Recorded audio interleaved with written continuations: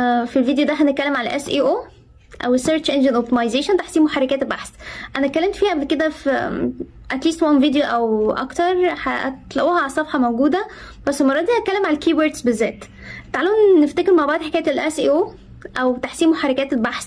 هي فكره ان لو في بزنس بيقدم منتج او خدمه، بيبقى عايز الويب سايت او الموقع الالكتروني بتاعه يظهر على حاجه اسمها SERP او Search Engine Results Page، بس يبقى على التوب اوف ذا بيج، يعني يكون في مقدمة الصفحة، لأنه لما بيكون ليه هاي رانك أو في مقدمة الصفحة بيخلي يبقى فيه فاسترز أكتر، يبقى ليه زوار أكتر الموقع الإلكتروني ده.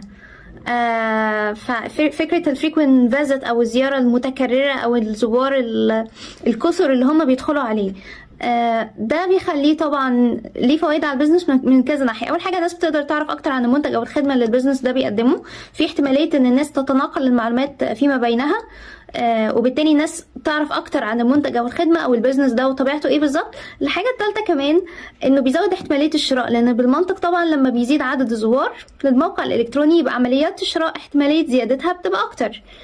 فهي دي الفكره. بس خلينا نتكلم على الكيوردز. طبعا الكيوردز دي بتبقى عباره عن الكلمات الرئيسيه اللي صاحب البيزنس بيحاول يخليها تعبر عن البيزنس اللي هو او طبيعه البيزنس او المنتج او الخدمه اللي بيقدمها. بتبقى عباره عن تكست او نصوص موجوده في الويب سايت نفسه، ممكن تكون عباره عن هيدلاينز، عناوين، ممكن يكون عباره عن سامري يعني ملخص بيدي تلخيص، او ديسكريبشن توصيف بشكل ملخص عن المحتوى الويب سايت او ايه المنتج الخدمه، طبيعه البيزنس بشكل عام ايه. فدي حكايه الكيوردز. بس خلينا نشوف بقى ايه الكاركترستكس او السمات المفروض تكون متوفره في الكيوردز. اول حاجه خالص الاتراكتيفنس، انها تبقى فيري اتراكتيف، تبقى جاذبه للعين عشان الناس تدخل على الويب سايت وتهتم تعرف ايه المحتوى بتاعه. الحاجه الثانيه فكره الريليفنس او الريليتدنس، انها يكون في توافق ما بين طبيعه البيزنس ده وما بين الكيوردز المستخدمه. يعني ما ينفعش استخدم كيوردز او كلمات رئيسيه ما بتعبرش خالص عن المنتج او الخدمه او بتتكلم عن حاجه تانية مختلفه. الحاجه الثالثه ودي من الحاجات المهمه جدا هي فكره الفاميلياريتي، ان الشخص يكون في يعني بالنسبه له كلمات حاجات فاميليار مألوفه، مش اول مره يشوفها، مش يقول ايه الكلمات الغريبه دي، انا عمري ما شفتها في حياتي قبل كده. فالفاميلياريتي مهمه جدا، بس في نفس الوقت هي المفروض تكون مألوفه بس ما تكونش متداوله بكثره. يعني فكره انها تبقى distinguishable، تكون مميزه شويه. يعني حاول ان انت تبتعد عن الكلمات التي يتداولها الاخرون بكثره.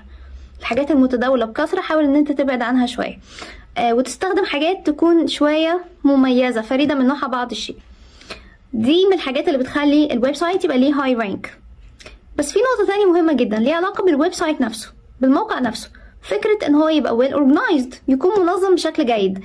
ساعات ممكن تدخل على الويب سايت تحس ان هو ريبيلنت، يعني طارد كده، يعني انت تدخل فتحس انك مش متحمس تفضل فيه فتره طويله او تعمل نافيجيشن ليه فتره طويله فتطلع منه. ده بيكون نتيجه ان هو مش منظم بشكل جيد. فالمفروض يبقى فيه ديفيجنز او سيكشنز، اقسام مختلفه، كل سيكشن ليه هيدلاين بيعبر عن المحتوى بتاع السيكشن، بحيث تبقى انت عارف انت داخل هنا السيكشن ده هتجيب معلومات عن ايه بالظبط.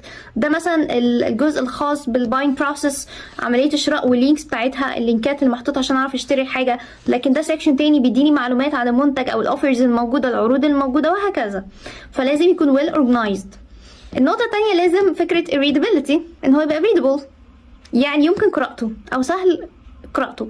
يعني ما يستخدمش فونت سايز مثلا او خط كتابه يكون صغير جدا فالواحد يحس لايك ان هو محتاج ماجنيفاينج جلاس يعني او عدسه مكبره عشان يقدر يقرا اللي مكتوب، هيطلع منه برضه. او ما تبقاش الكلمات كبيره بشكل زياده عن اللزوم تعمل irritation او تبقى irritable to eyes، مزعجه للعين وتعمل صداع.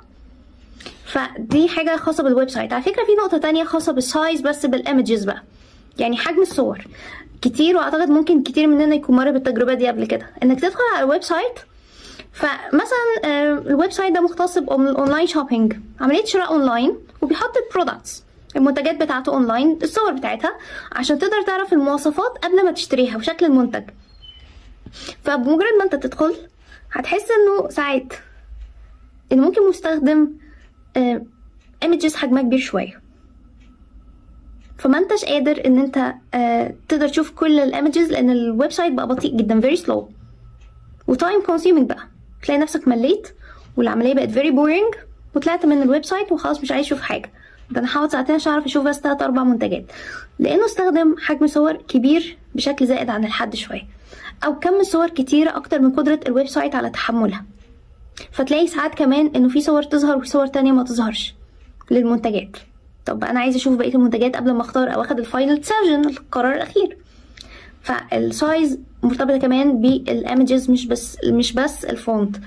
فالويب سايت من الحاجات المهمه جدا، بالاضافه للكيوردز. خليكم بقى معايا في الفيديو الجاي، هنتكلم على حاجه اسمها انكر تكست. ايه بقى الانكر تكست دي؟ نعرفها في الفيديو الجاي ان شاء الله.